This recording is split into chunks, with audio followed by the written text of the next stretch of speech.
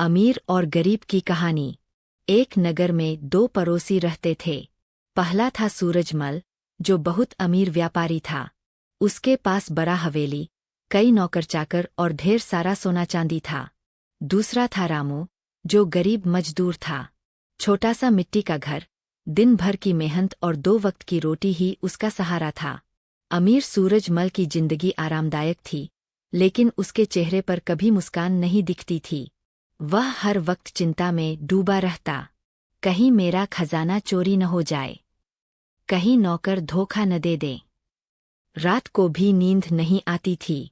वह सोने के बक्सों के ताले बार बार चेक करता रहता। उधर गरीब रामू दिन भर मजदूरी करके थक जाता, मगर शाम को अपनी पत्नी और बच्चों के साथ बैठकर हंसी मजाक करता। उसकी झोपड़ी से हर रात हंसी खुशी की आवाजें आतीं।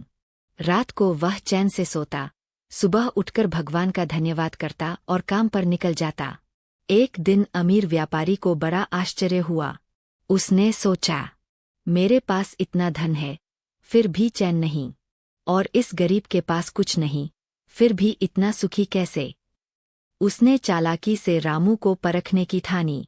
एक दिन उसने रामू के दरवाजे पर सोने की एक छैली रख दी। सुबह रामू ने छैली देखी तो हैरान रह गया।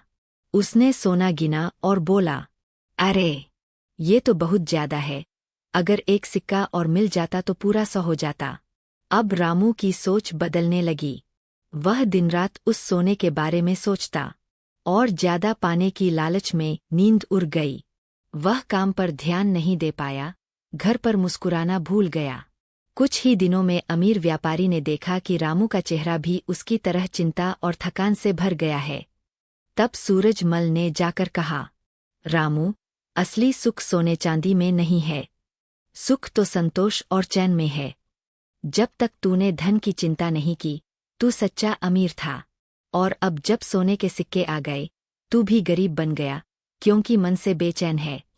रामू को अपनी गलती समझ आई। उसने सोने की छैली व्यापारी को लौटा दी और फिर से अपने सादगी भरे जीवन में लौट आया। उस दिन से उसने सीखा कि असली दौलत पैसा नहीं, बल्कि संतोष और खुशी है।